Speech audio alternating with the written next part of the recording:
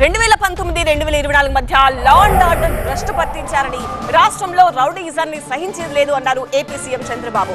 తిరుపతిలో డిపిఓ కార్యాలయాన్ని సీఎం చంద్రబాబు ప్రారంభించారు. పోలీసులు టెక్నాలజీని బాగా వాడుకోవాలని, క్రైమ్ ఫ్రీ సిటీగా తిరుపతిని మార్చాలని చంద్రబాబు అన్నారు.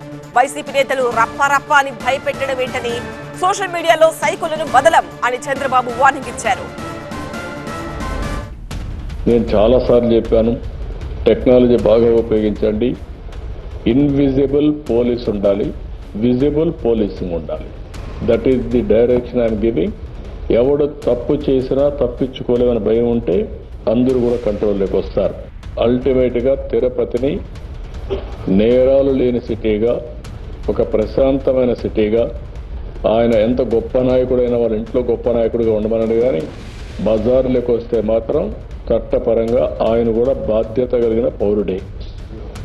నోరు బారేసుకోవడం, ఇష్టానుసారంగా చేయడం ఇవి చేస్తే మాత్రం గవర్నమెంట్ కూడా గట్టిగానే ఉంటాం, చట్టపరంగా గట్టిగా ఉంటాం.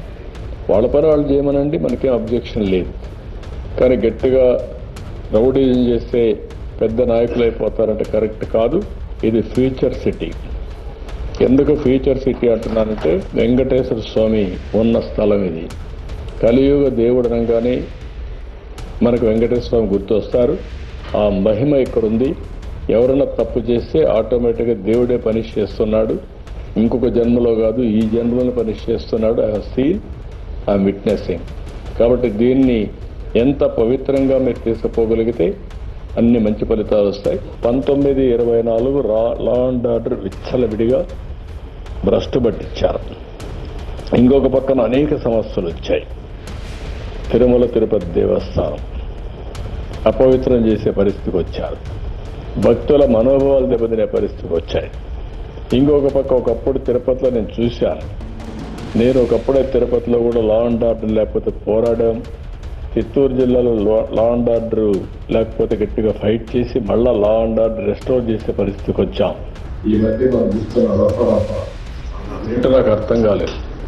రఫరఫాలు ఆడిస్తానని ఇంకొక పక్క నేను చూస్తున్నాను కొన్ని దిక్కల్లో ఒక పోస్టర్ పెట్టి ఫ్లెక్సీ దగ్గర నిషేధమైనటువంటి జంతు బలి చేసి ఆ జంతువును పైకి తీసి బ్లడ్ చల్లడం.